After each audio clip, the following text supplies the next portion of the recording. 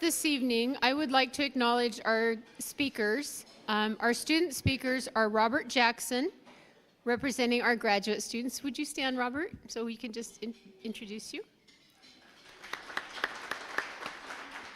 And Jasmine Tenasket is here representing our undergraduate students. Jasmine?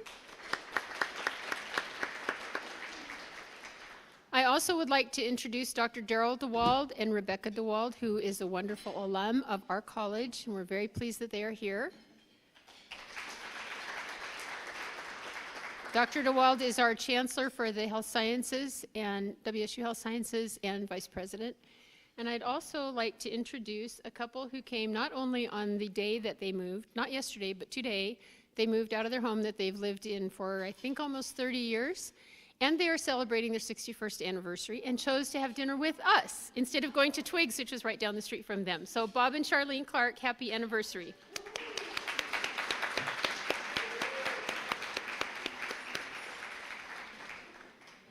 I told them if they couldn't make it tonight, I was going to pack a to-go box and I'd be up there and I might stay the night. So, okay. It is my great pleasure to introduce our leader for the WSU College of Nursing. This dedicated individual is the 9th leader of the college in our 50-plus year history. She is intelligent, an experienced nursing leader, and compassionate. She is dedicated like few leaders I have worked with, and I have a kind of a long career. I've been around a long time. She is very dedicated. She is regularly the first one in the office each day, and most often the last one to leave at night. She stands up for the needs of the college in order to help accomplish our goals. This leader is committed to the success of our students, our faculty, our staff, and the college overall. It is with sincere pleasure that I introduce not only our dean, but my friend, Mary Coythan.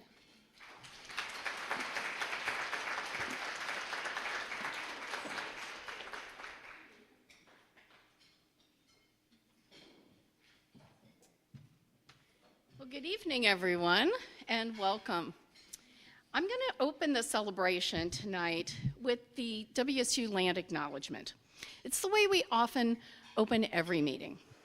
Washington State University acknowledges that its location statewide on the homelands of Native peoples who have lived in this region for time immemorial. Currently, there are 42 tribes, 35 of which are federally recognized, that share traditional homelands and waterways with what is now Washington State. Some of these are nations and confederacies that represent multiple tribes and bands. The university expresses its deepest respect for and gratitude towards these original and current caretakers of the region. As an academic community, we acknowledge our responsibility to establish and maintain relationships with these tribes and Native peoples in support of tribal sovereignty and the inclusion of their voices in everything we do across our teaching, research, and programming missions. Washington State University established the Office of Tribal Relationships and Native American Programs to guide us in our relationship with tribes and service to Native American students and communities. We also pledge that these relationships will consist of mutual trust, respect, and reciprocity.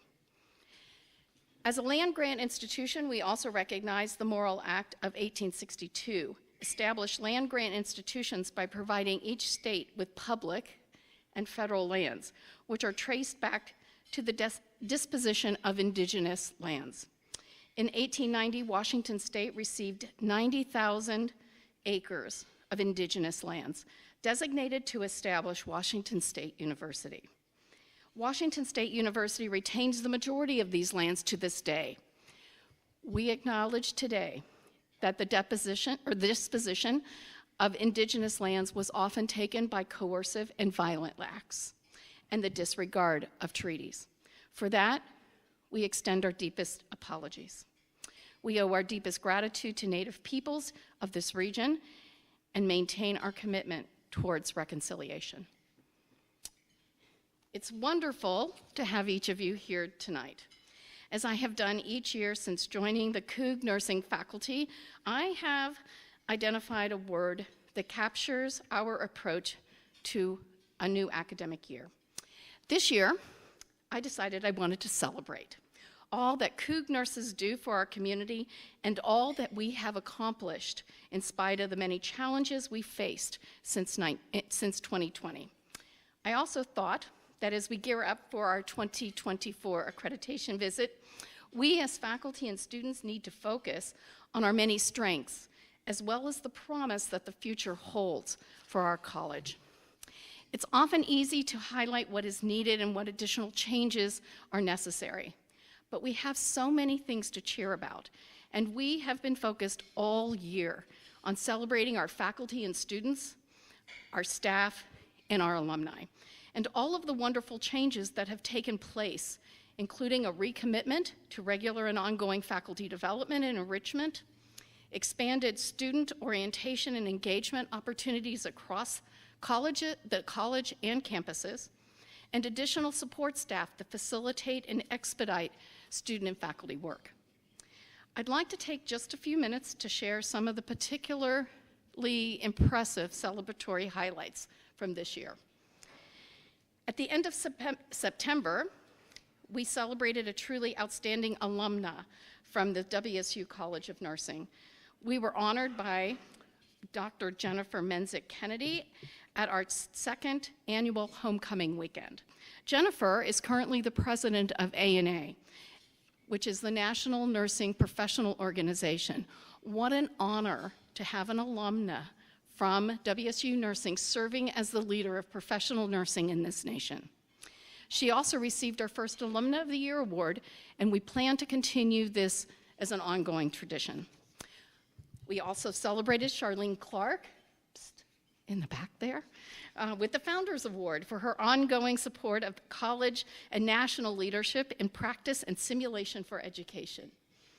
Dr. Mel Haberman was honored with our Spirit Award, well earned over many years of proudly wearing his crimson and gray, driving his bright red Corvette, and living out the meaning of Go Cougs. We're also celebrating some much needed building renovations, including our lobby area. If you have time within the next few weeks, stop by, take a look at the new finishes, furniture, and lighting, which students, faculty, and guests use on a regular basis. We plan to use this space to hold community and student gatherings, and celebrated the opening of our first community art exhibit in partnership with the Learning Project, highlighting Black Maternal and Child Health Week. This exhibit will be opened all next week, and I encourage you to stop by our lobby and learn about this important topic.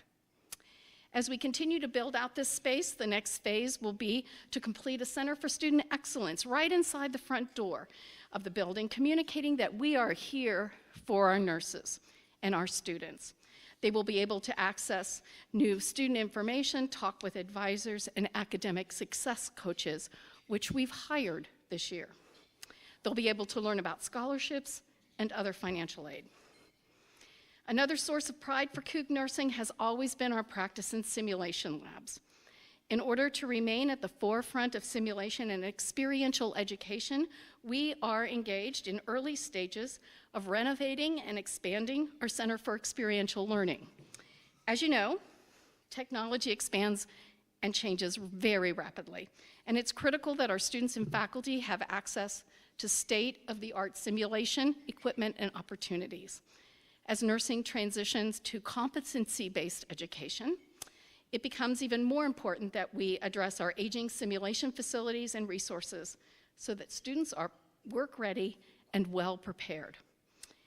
In addition, expansion of both our pre-licensure and advanced practice programs is absolutely dependent on expanded simulation capabilities so that we can address the ongoing shortage of clinical placements in our community. Therefore, our goal over the next 2 years is both to expand our Center for Experiential Learning and to modernize the facilities and technologies. Community-based care and delivery of services to those who are underserved has always been a priority of the College of Nursing. From the very beginning of IC&E, faculty and students have created innovative care delivery models. This year, through a generous gift from an anonymous donor, we are launching Coug Nurses Telehealth Resource Center, a new program designed to reach rural and underserved populations across eastern and central Washington. Initially, this faculty-student practice will focus on telebehavioral health. This will not only provide us the opportunity to expand essential behavioral health services to populations historically underserved and under-resourced, but it will also allow us to expand our psychiatric mental health nurse practitioner programs. As always, scholarships continue to be an essential part of supporting our students. In 2019, we awarded $268,559 in scholarships. In 22, this increased to $316,438. And this academic year, we've awarded $420,141 to over 271 students. In addition, donors support graduate scholarships and research and provide funds for students and faculty for professional development. We would not be able to accomplish all that we've done and all that we do and meet the needs of our incredible students without the support of you. We appreciate your walking alongside as we celebrate the successes at the WSU College of Nursing. So, thank you, and we are very, very appreciative for your support. Now I'm going to be quiet for a while and help us get on with our program. I'm very pleased to introduce to you our keynote speaker for this evening. Becky Doty is the Executive Director of School Support Services at Spokane Public Schools, where she oversees multiple departments, including the school nursing program. Since joining the school district in 2015, Becky has transformed the district's nursing program, adding multiple nursing positions to the department and further professionalizing standards of care to better support students and faculty, or families. In partnership with several civic agencies, she has led collaborative projects to establish clinics and outreach programs that help community members across healthcare by sharing district resources. She earned her BSN and MN from WSU College of Nursing, and therefore is a proud alum. As a master's student, Becky founded the first transitional medical respite program for homeless men and women in downtown Spokane. More recently, she has been instrumental in enhancing our school nursing certificate program and also serves as the course instructor. Becky has 4 adult children and lives in Spokane with her French bulldog, Charlie, and her spouse, which is not in my script, but we're very pleased to welcome Becky to the stage. Come on.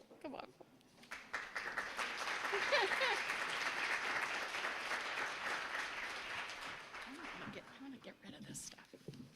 There you go. All right, I think somebody was going to come help me switch to my PowerPoint. Thank you. It was too many buttons. I couldn't do it.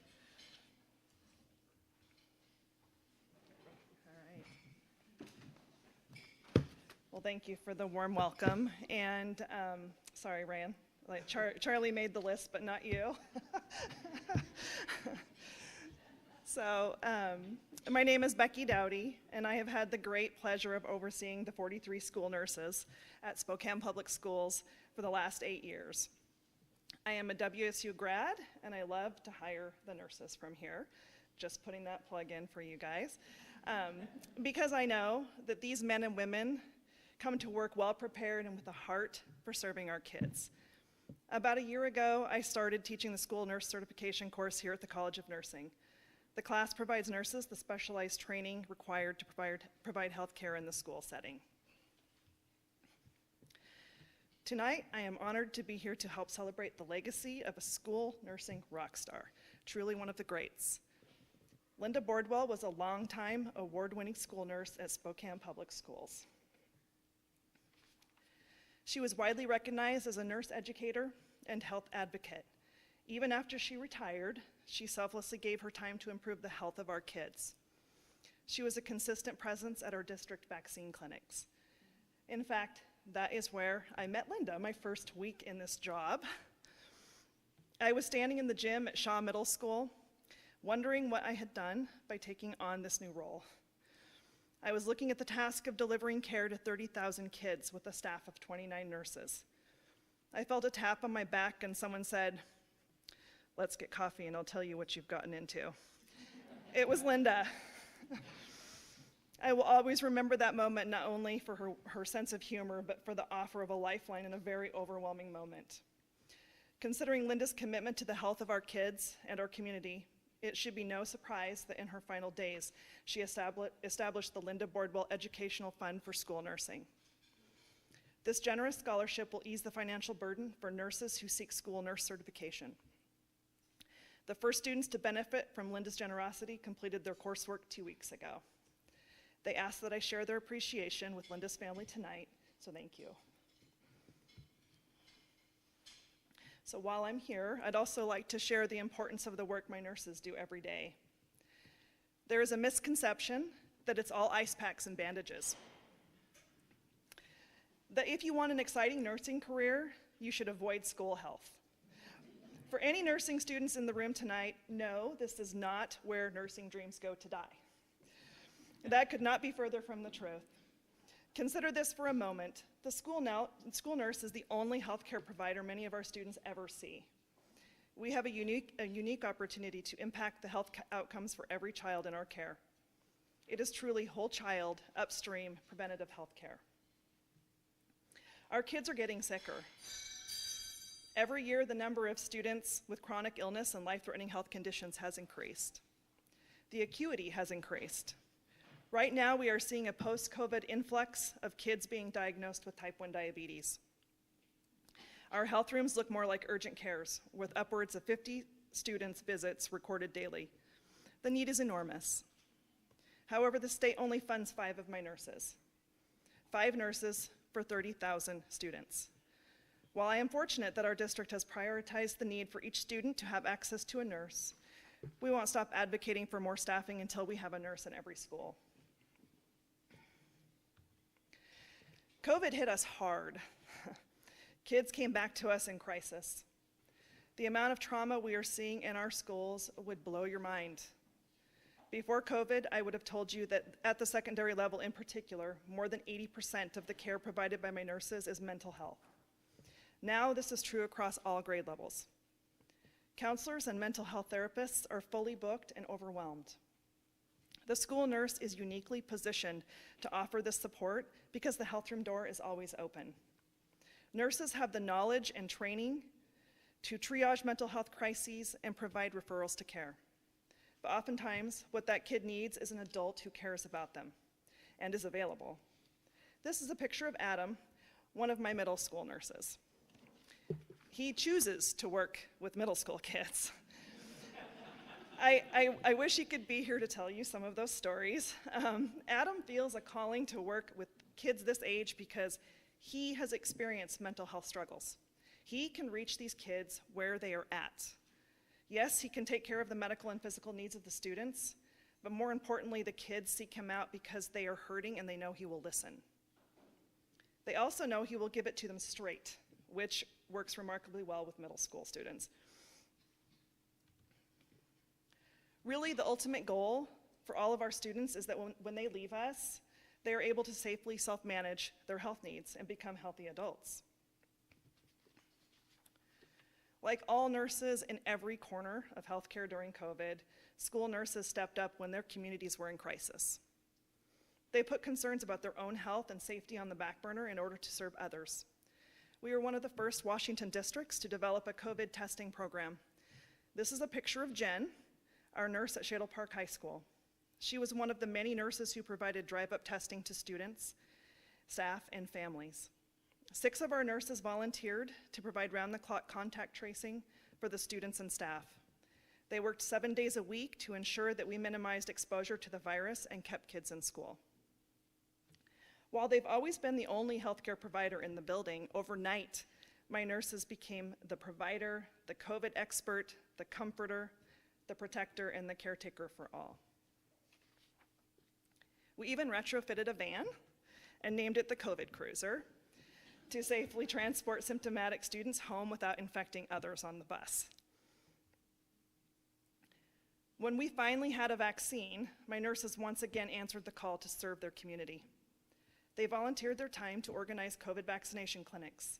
When those first precious doses were available, it was not uncommon to see my staff walking into stores and bars downtown looking for willing recipients to get a dose that we would have otherwise have had to waste. Working with the health department and the College of Nursing, we were able to administer almost 10,000 doses. Here you see Meredith and Christy doing double duty, fitting in some contact tracing while taking a break from preparing the vaccine. The day the vaccine was approved for adolescents, we scheduled mass clinics in our high schools. Even though the political climate around vaccination had started to sour, the nurses remained steadfast in their commitment to the health of the students. I cannot overstate the importance of our partnership with the College of Nursing. Not only do we benefit from receiving clinical students to help us in our schools, but during a global pandemic, nursing students were deployed to extend our reach. Clinical instructors and retired faculty from the College of Nursing participated in every vaccine clinic we hosted. And of course, you all recognize WSU's amazing clinical instructor, Kay Olson. School nurses embody innovative healthcare. It is amazing to watch my nurses quickly treat sick and injured kids using their breadth of knowledge and honestly limited supplies. They never know what they will encounter in the health room. We know that oftentimes we are limited in what we can provide in the school setting. If a student needs more care than we can offer at school, we need to refer them out to a medical provider. That becomes a problem because so many of our families have transportation, language, or economic barriers to accessing that care for their kids. One way we address this need is telehealth. Through funding from Better Health Together, we partner with Chaz Health and Unify to bring provider visits right to the student in the health room. We have equipment that allows our nurse to assess the kid and provide that feedback to the telehealth provider. The parent participates remotely in the visit. Went too far. The student gets a diagnosis and a prescription all within the school day. This is a great help for struggling families, and the nurse will know that the student's needs were addressed. We clearly recognize that the magic formula is delivering health care to kids where they spend the majority of their time. School-based health centers are a fantastic way to make this happen. This is the Chaz Clinic at Rogers High School. You are looking at the entrance to the clinic, which is in one of the hallways of the school. The clinic provides both physical and mental health care to a student body of about 1,500 kids. From June 2021 to June 2022, over 500 of those kids were seen for a total of 2,200 visits. These numbers clearly illustrate the level of need. This fall, we will open 2 more school-based health centers at North Central High School and Shadle Park High School. We will also partner with Chaz Health at both locations. While the school-based health centers are so welcome and needed, this particular project is a project we are especially excited about. And this is a rendering of what we are hoping it's going to look like. The Logan Wellness Center will be a brand new clinic facility built onto Logan Elementary. Logan has a free and reduced lunch rate of about 90%, which speaks to the economic need of the neighborhood. 14% of the students are English language learners, and we will be partnering with our local schools of medicine, nursing, and mental health to both provide clinical opportunities for their students and critical health care for our students and community surrounding the school. 2 classrooms are part of this addition, and we will use that space to provide health and wellness classes. We also hope to add a small community garden on the east side of the clinic. In conclusion, none of this work would have been possible without the foundation built by Linda and her colleagues. By investing in the growth of our nursing program, the school district is recognizing the respect and trust that those nurses earned by spending their careers serving our students. We are eternally grateful. Thank you.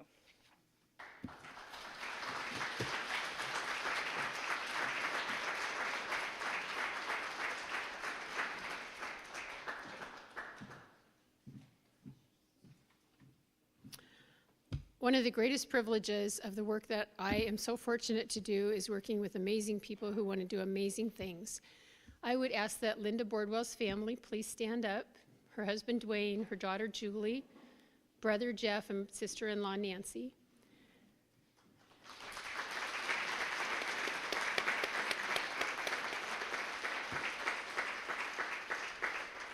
when Linda learned last year that she was ill, Charlene actually called me and said, we have a friend, an alum, and actually she worked on the faculty for a while.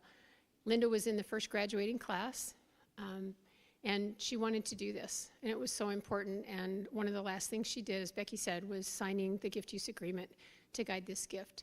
And then the family wanted to make sure that it was off to a good start, and they were able to support the first 50 students in the program this year. So again, we just really want to thank you for that. You will help kids for a long time.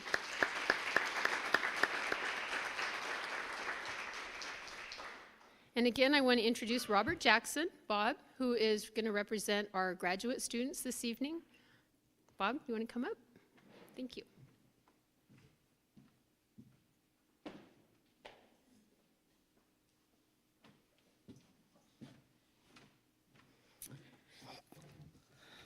Well, thank you so much for allowing me to the honor of representing the graduate school tonight.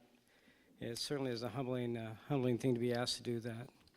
So thank you for letting me be with you.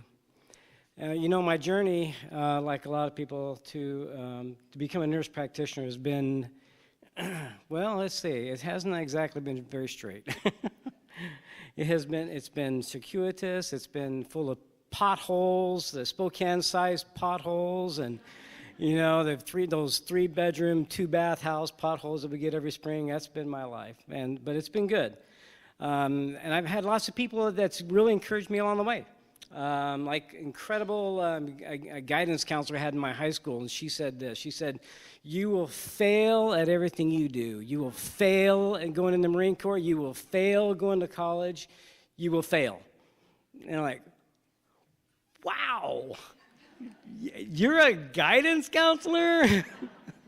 Oh, okay, all right. But you know, it's a good thing I'm tenacious. If I'm anything, I'm tenacious, right?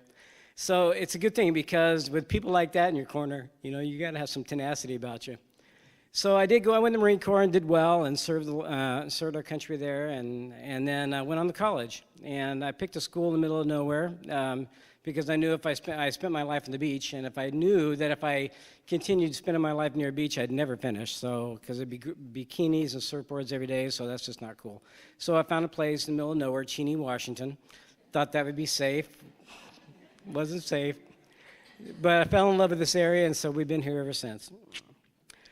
You know, although I wanted to pursue a career in medicine, that was my hope, that was my dream. But I had another counselor in college who said, "Yeah, you're not going to be good in sciences, so don't bother doing that." Turns out I'm actually pretty good in science, but at that time they didn't think I was very good in science, so don't do that. And so I chose the next best thing. I chose a career in business, and so I spent the rest of my career in business. I've owned companies, and I actually, when I was an undergrad, I started the healthcare administration degree program out there at Eastern, and so I've had quite a colorful career. And also, I spent a lot of time over in India, working in the villages and people over there, and I really, and that desire, you know how that desire just gets under your skin, you just can't shake it? It wouldn't leave me, and so I really wanted to do that. I wanted to fulfill that dream of going into medicine. Well, my father got cirrhosis of the liver, my mother got cancer, and so I had to turn the ventilator off of my father, and it was sitting at his bedside after making a decision to turn off his life support that I realized that I was wasting my time in business, that what my call is to help the least of these. And so I said, okay, that's it, I'm done. And so mic drop, business done. My partner thought I was crazy. Everybody in my life thought I was nuts, and so I went back to school. And it was even then it was full of potholes and everything else, just getting to that point. And then and a friend of mine said, "You should apply to nursing school." I'm like, nursing?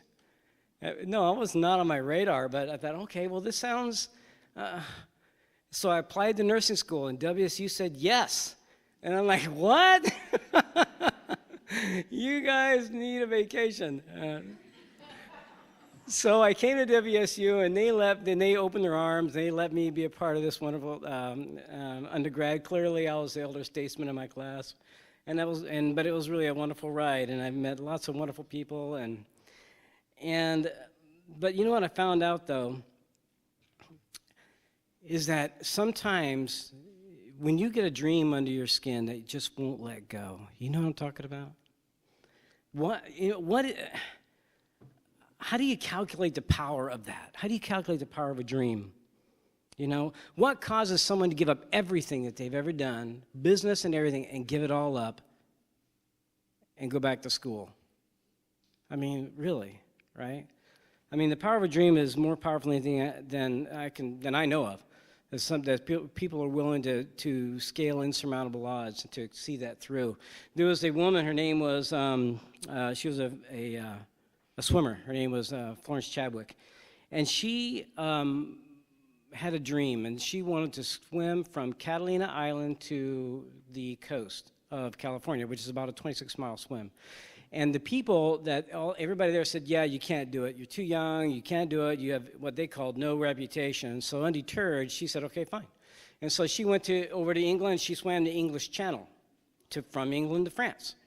Set a record doing it. And then she swam back, right? And then she set records swimming the Dardanelles and then the Straits of Gibraltar. And, because she just, she wouldn't quit. Against all odds, she kept going. She wouldn't do it. And I think when I think about people like that, that the people that have a dream that's so big to them, that when you couple a dream that you have with determination and grit, right? Anything's possible, right? Well, after swimming for 15 hours, Florence Chadwick was in the middle of this fog bank that was so thick, and the water was cold. And I've been out there. I like Catalina Island. I surf. But anyway, so it was cold. It was frigid water. It was foggy. And her mom was in the boat next to her saying, you can make it, you can make it. And after 15 hours, she said, I'm done. I can't go any farther. And so physically, she was spent, but more importantly, mentally, she was done. And so she climbed in the boat, and she gave up. After she dried off and got warm, this fog began to clear, and she saw the shore about a half a mile away. Well, at the press conference the next day, she said that all I could see was the fog, but if I could just seen the shore, I would have made it. I just say for especially young people here today, mark this. Whenever you set out to accomplish something that's very great, far beyond your natural abilities, difficulties absolutely 100% will arise. They will challenge that decision that you have made, and you will always have people who will tell you that you can't win. They will tell you that you're not good enough. They may tell you that you're not smart enough, or they may tell you you're too old to go back to school and get DNP. I don't know. And it's in that moment that the character is challenged, and then you have to ask yourself the question, are you going to retreat? Or are you going to fight? Is your dream worth fighting for? And I don't care how old you are. I mean, my kids call me the oldest teenager that they know, and that's probably true. But it doesn't matter. As long as you got breath in your lungs, there's time for a new dream. So get yourself a new dream. I'm so impressed with the young people that I've met in the nursing program here. I can only imagine what these brave students are going to accomplish with their lives and how they're going to change the world. And despite the many failures and setbacks that they have made and they have things that they have sacrificed, they're still here and they're dedicated to their craft and they're dedicated to becoming great nurses. Ronald Reagan said that the future does not belong to the timid but to the brave. After having completed their undergraduate program, some of the nursing and became registered nurses and working for a while. Some students decided to enter back into the crucible of graduate school. You know why they call it a grind, right?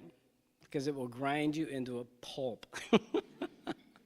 I thought I was pretty tough from being in the Marine Corps. But let me tell you what, graduate school has taken everything I got.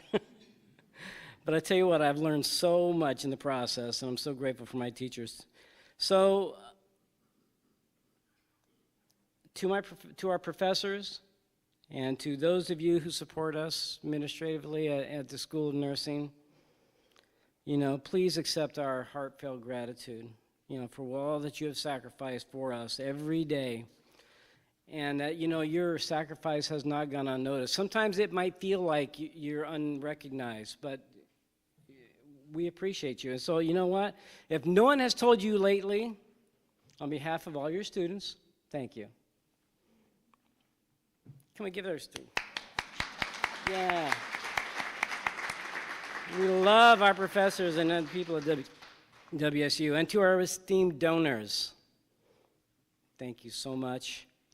I would like to encourage you with something. I would like to encourage you with the knowledge that every one of these students here, every one of these students who have been the recipients of your generosity, they're going to go and they're going to touch hundreds of thousands of lives. And you may not be at the bedside with them, with a patient who's desperately looking for hope and for healing, but they will be. They will be with that patient. And you made that possible. You share in that miracle. Too many people quit on their dreams before they reach the shore, and they get caught in the fog, and they can't see the finish line. And your generous gifts help to lift that fog, and they help them finish the race. It is you who make that journey possible for them. By the way, 2 months after her failed attempt, Florence Chadwick did swim again to Catalina to the California coastline, only this time she made it. And she told reporters that this time, instead of seeing the fog, she kept in her mind the image of the shore. And that's what helped her make it.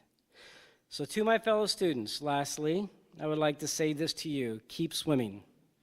And when you feel like giving up, keep the finish line in mind and why you started your journey in the first place. There are desperate people waiting for you who are searching for a smiling face. I want to mention something that Bob reminded me of, and that we moved to a holistic admissions process recently. So where traditionally you look at test scores and things, which are still important, but also measuring things like the grit of a person, the compassion of a person, the tenacity. Do they have what it takes to see it through, not only in their nursing education, but to be an exceptional nurse? And so we're really proud that we've moved to that process. And as Dean Coythan said, that we will also have academic success coaches. So in addition to advisors on course schedules and things like that, we'll have coaches to help students through when maybe they hit those rough spots and need a little extra push. Our next speaker I want to introduce is Jasmine Tenasket. She's representing our undergraduate students. And I want to also welcome and acknowledge that her folks are here, Dominique Tenasket and Jolene Brisbois. And Jolene is also an alum, 2 times, 3 times? 2 times. And now a practicing nurse with Chaz. And we're just thrilled to have Jasmine speak tonight.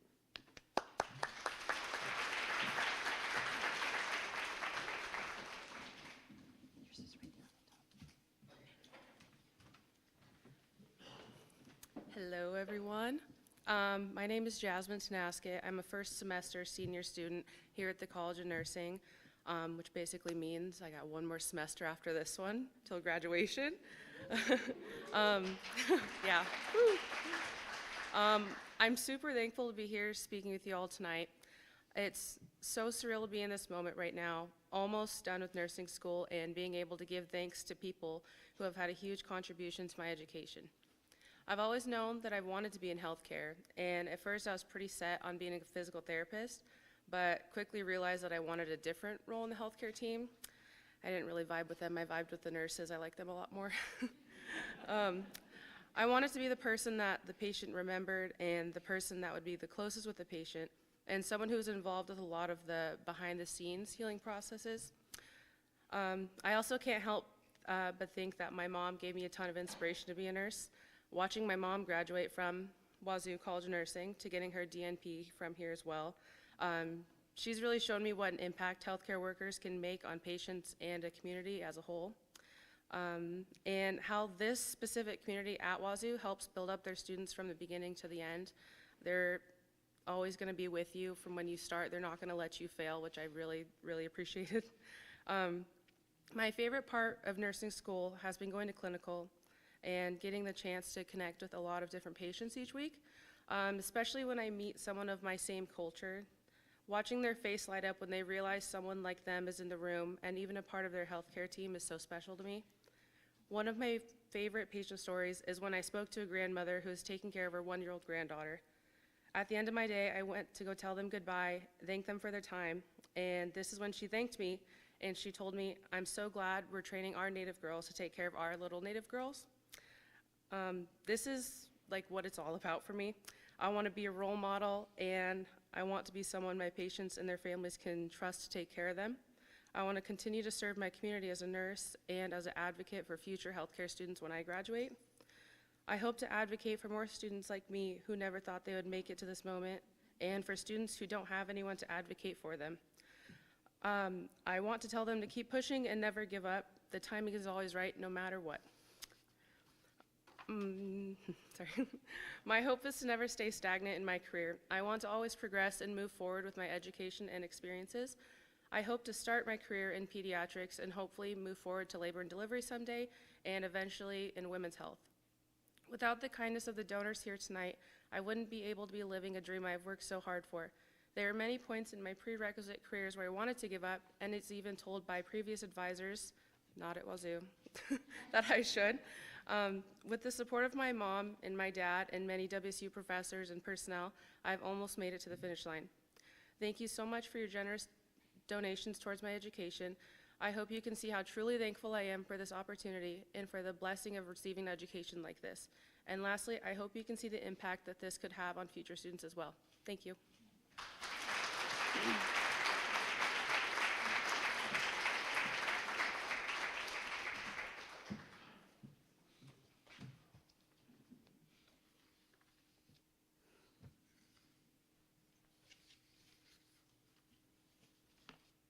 I'm going to ask Brad to switch the slide because I'm technically challenged, and I admit it freely. This happens at work on the everyday basis too. Thank you. So celebrate. This is not just a theme, but a feeling. Tonight, I am celebrating gratitude. I feel that I have the best job ever. I work with highly accomplished leaders and faculty. I get to visit with students and hear their stories. I'm fortunate to have the opportunity to build genuine relationships with those who support the college with financial and other gifts. Speaking of some of these gifts, I just want to point out we have so much scholarship support, which is fabulous, and it continues to grow. We have almost $1 million that's been pledged by several donors that will happen over the next few years. But that's amazing, and that will help us continue to grow the scholarship support and make awards so that more students can come in and be fabulous nurses. We also have support from the Race Redeem Foundation, who gives us money to help with fighting substance abuse, to help them with their mission. So our students can do research, they can prepare mapping projects for them and do other things that help them in doing their work. We have a donor who's supporting symptom management and palliative care. We have the Linda Bordwell Educational Fund for School Nursing. Others that support graduate work so that they can go to conferences like the WIN, Western Institute for Nursing. Okay, good. I'm getting them down. I'm not a nurse, but I'm learning the lingo. Many others who support students, both with scholarships and with things like our experiential learning, which is our #1 fundraising priority for this next couple of years, that and the Center for Student Excellence. Because our students are #1, they have to have the good education and be able to move. We're in the process of moving from 25% to 50% simulation so that we can get more nurses out in the field more quickly. I'm grateful for the leadership with vision and dedication in taking the college to the next level and beyond. Our speakers this evening who shared their stories and their dreams for the future. Faculty for investing in the education, guidance, and support of our students. Staff who make the wheels turn to keep our organization running smoothly. Students for their hard work and dedication to patients, community, and the nursing profession. I'm grateful, to our donors for their generosity with their gifts, confidence in the college, and belief in our students. And often it is that belief. It's not just your financial gift. I know that they look at who's behind the scholarship and they want to meet donors. They want to have a face-to-face thank you because they appreciate the gifts. It's not just financial, it's your belief in them, and often that's what keeps them going. The students will make a difference in our world, in our community here, and across the nation, and across the world. For our donors, whether you give regularly through payroll deduction, often people think that goes unnoticed. It doesn't. We do see it. Or an endowment or a current use fund that can be used in the short term. We have a gift for you. If you did not receive it on the way in, please get one on the way out. I understand that we may have run a little bit short in what we wrap, so if we did, please let us know because we want you to have one of those. We also have some comment cards. If there are things that you think are going really well or maybe some things that we could work on, please let us know because we do care and we want to stay in touch and hear from you. Thank you very, very much for being here tonight. Again, whether you're here in person, whether you're watching via the live stream, we had some who wanted to be here and due to illness or flight delays or weren't able to be here, but we know that they're here in spirit. Be safe, be kind, be joy-filled, and thank you for being here this evening. And not only go Cougs, but go Coug nurses.